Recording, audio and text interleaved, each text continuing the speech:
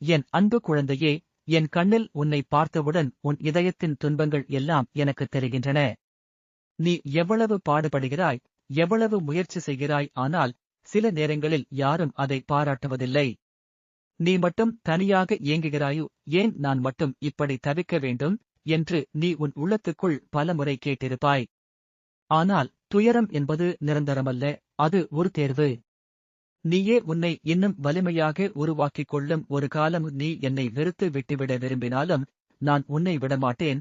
நீ நடக்கிற பாதை சரியானது. உன்னை யாரும் கீழே தள்ளிவிட முடியாது.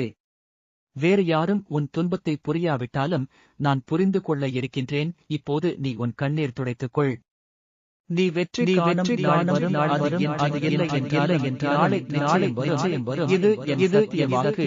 உனக்காக நான் கூறுவது இதை விளையாட்டாக எண்ணி விடாமல் இதன் வழியே அனைவரையும் அடையும் பணி செய்து ஓம் சரவணபவ என்று பதிவு செய்.